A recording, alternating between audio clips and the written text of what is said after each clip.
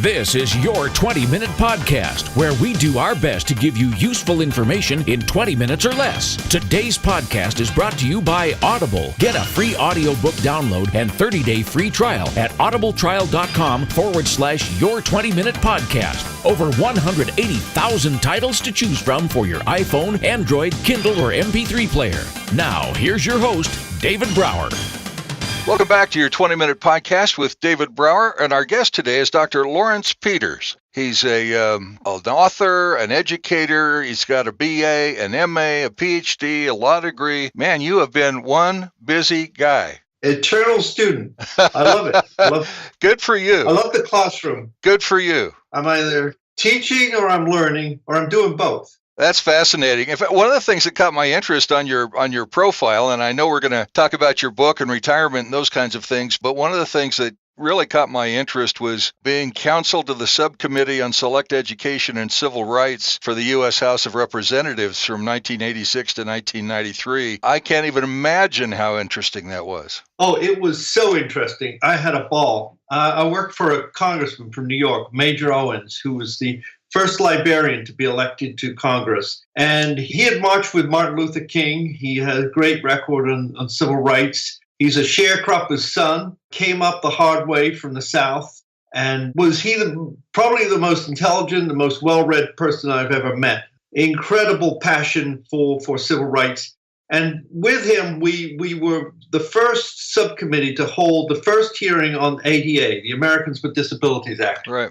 And, it was because he saw the connection between civil rights for African Americans and civil rights for disabled people. And it was such a natural fit. There were so many good things that came out of the experience. I was only there for 6 years, but we managed to pass a slew of legislation. We were the first subcommittee to hold a hearing on pediatric AIDS. AIDS was some horrible stigmatizing disease in the early 80s. And people thought that somehow children could not contract AIDS because it was, quote unquote, a gay disease.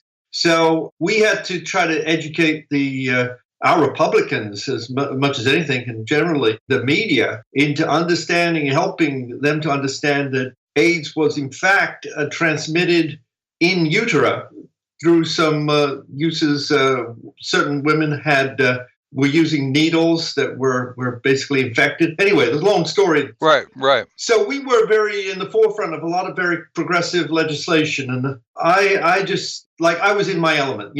So certain times and certain roles in life, you feel like, okay, I was born to do this, kind of thing. So, exactly, yeah. I'll tell you, what was most remarkable is the fact that I'm originally from the UK. I don't know if you saw that on my bio. I did, yeah. And to be given an opportunity, let me do my patriotic thing here. As a former citizen of the UK, I'm now a citizen of the United States. To be able to be privileged to be in that position was just incredible to me. And to see the openness of the American political system and how, people, I guess these days in particular, are feeling very frustrated about the American politics in general. Right. But I'm here to tell you that it is among the most vibrant, the most open systems we have in the entire democratic world. It can allow a person like Trump to come into whatever you think about him, and it can allow an Obama to be president. It does respond to the people. And I think that's the essence of a democracy, that it's open, it's responsive, and things happen as a result of people getting elected. Not that everybody can agree all the time with those results, but the system has a way of working. I'll just leave it at that. It does, generation after generation, whether you like it, love it, hate it, or anywhere in between. It has some kind of innate balance to be able to continue to go on and on. It's a very well-built machine, and it does work. And your voice can be heard. And it does make a difference. If you become politically active, you can make a difference. So I don't think that's true of every system out there. And so, my sense is that we need a little pep talk sometimes about the vibrancy of the system. And I just wanted to use the opportunity you've given me to just put that plug in for for democracy. Outstanding. Outstanding. I couldn't agree more.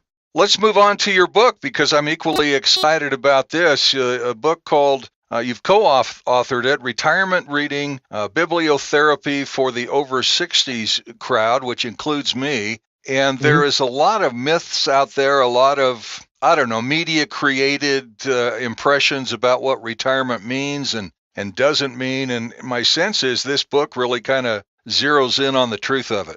Yeah, well, I wrote it with my brother, who's back in England, and we both are in our 60s, and we both, read a lot.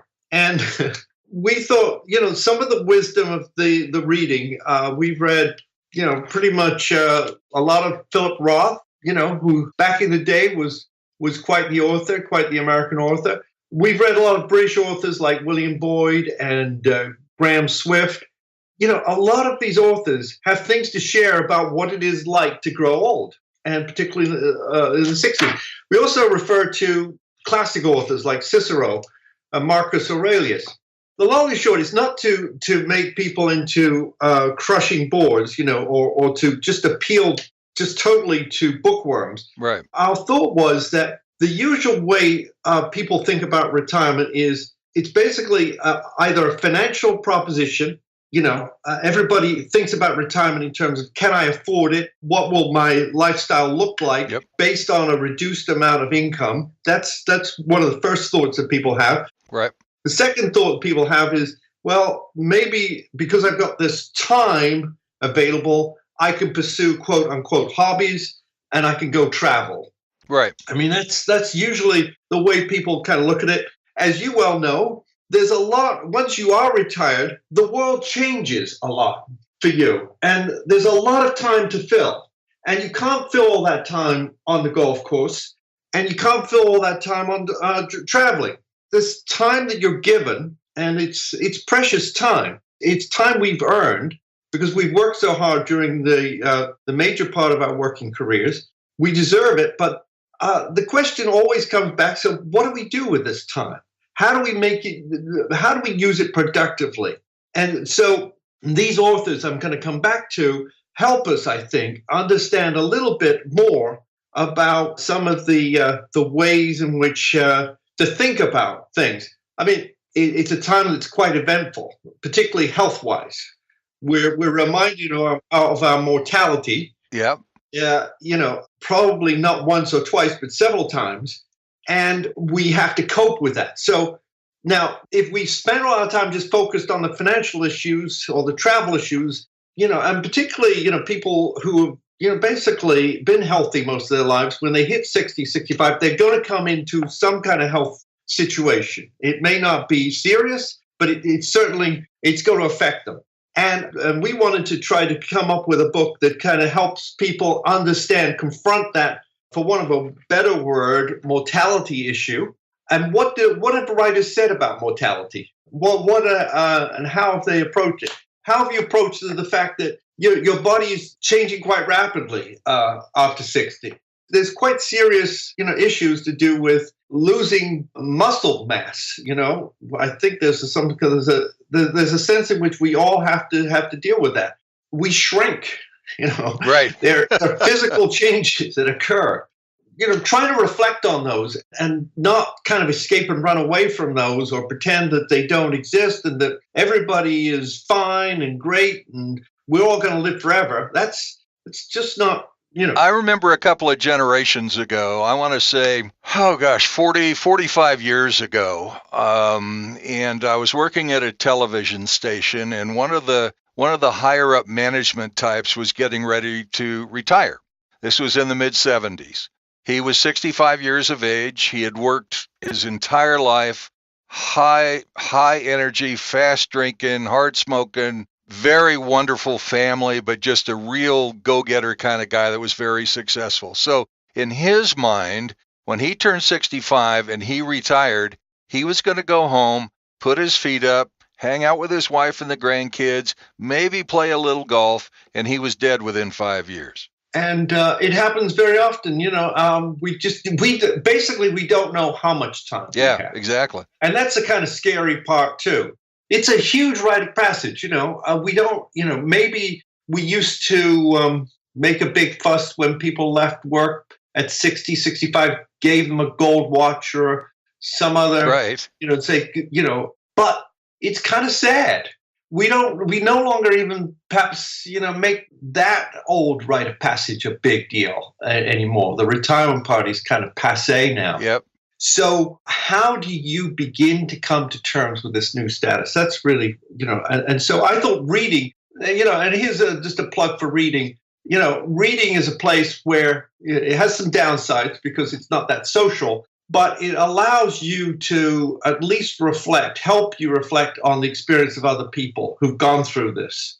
One of the things I was thinking about as I read through segments of your book, it seems to me, and it may be better now than when I was in school or my kids were in school, but it seems to me back in the day, as you go through junior high and high school, there should have been, in retrospect, there should have been some classes on teaching you how to balance a checkbook, how to go grocery shopping, how to, some real life applications. And then 60 years later, it seems to me like there should be some classes on how do you retire? What are the options? What kind of, you know what I mean? Right. No, I think that's the right thing. And I think maybe they will, we just can't kind of, these days, people are so busy with everything. I mean, the current situation is a lot of people feel that they can't retire because of the economic situation.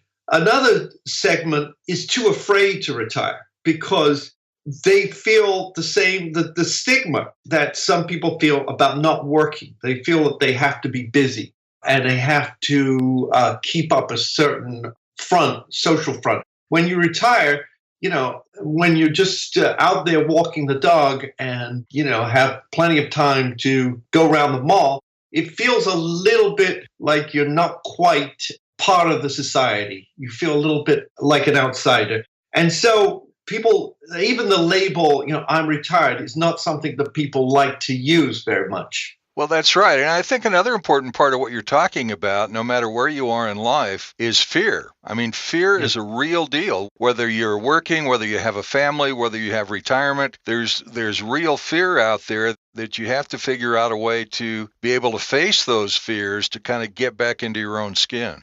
Yeah, there are fears. And so, one way of dealing with them is a negative way. There's a huge increase in depression, in suicide, and all those, bad things, when people basically don't have work, because work has provided so much meaning their whole life. It's provided their identity. Yep. And so when you lose that identity, you feel like you've lost part of yourself. And you kind of have to kind of reach back down in deep to find that inner self that's sort of been there the whole time in your working life, but really hasn't been able to be expressed and to surface, just to get a sense of other people out there who are struggling. You don't feel so alone. Right. You feel other people have gone through this as well.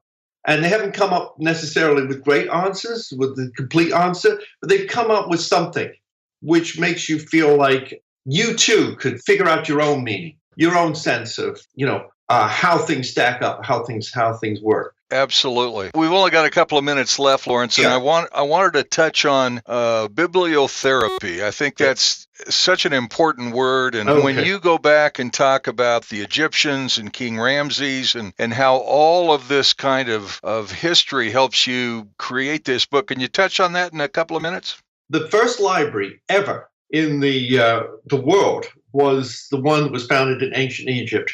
And over the pharaoh then, King Ramses, wrote over the first library the motto, "The House of Healing for the Soul." And that's basically one function of books. I mean, we're used to thinking books, well, you look them up for reference purposes, so on, their record of certain events, chronological. But the notion of books as healing, as therapy, is something we kind of lost along the way over this 2,000-year history. But the Greeks also had the same feeling about not just books, but about art itself. And we kind of lost the notion of soul along the way. Both the Egyptians and the Romans believed in the idea of a soul. We kind of feel, well, yes, sort of, if you're religious. But really, I think it was Spinoza who said that, our basic purpose on earth is to refine and mature our souls, which are there from our birth and need this constant, they need to fulfill themselves. They need to begin, the passions that we had as young people need to be expressed still as older people, perhaps in a different form. So if you kind of recognize this, if you recognize the soulfulness that's in you and in everybody, that it's about trying to express some inner meaning, inner self, then books can help you, because books can help you see how other souls have done it. It's innate in each of us, and we need to figure out a way to pay attention, bring it to the surface, and help us live a more enjoyable life as we get older. I would love for people to read this book and correspond with me. I'd love for them to, we could create a virtual book club where people could talk about some of these titles. Just let's pick out one of these titles. I review 50 books. And let's, have a conversation about it. And I'm very open to that. And that conversation is just not out there for me. It may be, for other people. I'm not somehow a book clubby person. But in terms of these kinds of authors and in terms of these issues, I'm ready for a conversation. That sounds fabulous and very important, to say the least. Folks, his website is laurencepeters.com, LAURENC. Peters.com. The book is Retirement Reading, Bibliotherapy for the Over 60s. And it's not only an important read, it's also a wonderful conversation that we just had. And I wish we had another 20 minutes. I really enjoyed it. Well, thank you. I very much appreciate it, David. It's been very enjoyable for me, too. Dr. Laurence Peters, who lives in Maryland now, and we thank him very much for his time and his experience. You've been listening to your 20-minute podcast with David Brower. We hope you follow us on Facebook at facebook.com/your 20-minute podcast. Until next time, don't forget to download your free audiobook at audibletrial.com/your 20-minute podcast. That's audibletrial.com/your 20-minute podcast for your free audiobook. And thanks for listening to Your 20-Minute Podcast with David Brower.